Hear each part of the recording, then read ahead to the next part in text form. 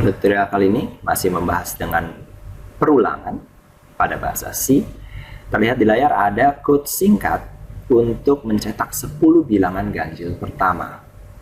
Cara mencetaknya cukup mudah. Kita menggunakan perulangan for I sama dengan 1, I kurang dari sama dengan 19, tapi I bukan I plus plus di sini, tapi I sama dengan I plus 2. Jadi iteratifnya setiap kali naik 2 angka. Logikanya sebagai berikut. Ini adalah P untuk perulangan, lalu kita akan lihat nilai I. Oke. Pada perulangan yang pertama, pada posisi yang pertama, I-nya adalah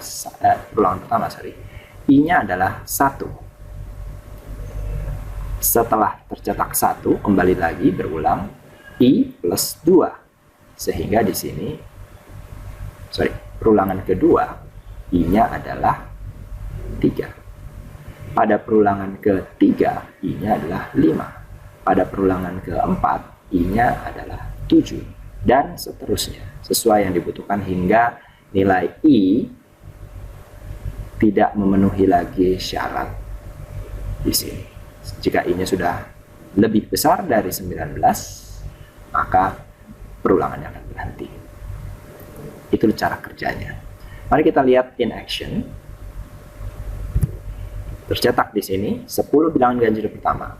I1, 3, 5, 7, 9, hingga 19. Sesudah 19 adalah 21, tapi tidak tercetak karena 21 di luar dari syarat I kurang dari sama dengan 19.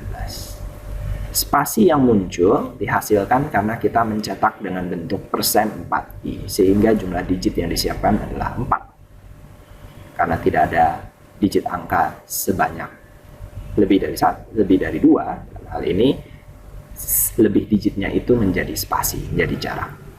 Ini adalah bentuk yang pertama. Ada bentuk yang kedua. Coding cara kedua ini menggunakan variabel tambahan, variabel n. N sama dengan 1. Variabel I hanya untuk perulangan. Dari I sama dengan 1 hingga I kurang dari 10. Berarti kan di sini I kurang dari 10. Sehingga kalau kita membicarakan di sini 10 bilangan ganjil pertama, lebih nyaman menggunakan bentuk yang ini karena kita memberikan batasan lebih mudah dari I1 hingga I10. I++ hanya iteratif 1, 1, 1. Naik setiap kali proses iteratif sebanyak 1. Yang akan dicetak bukan variabel I tapi variabel n. Masih dengan format persen 4i, ada 4 digit yang disiapkan, variabel n yang dicetak. N pada awalnya bernilai 1, sehingga pada kali pertama, ini pada perulangan, ini adalah nilai i, ini adalah nilai n.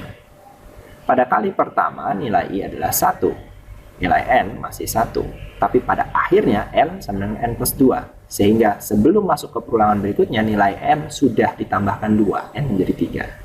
Pada perulangan kedua, I adalah 2, N adalah 3. Pada perulangan ketiga, I adalah 3, N adalah 5. Dan seterusnya.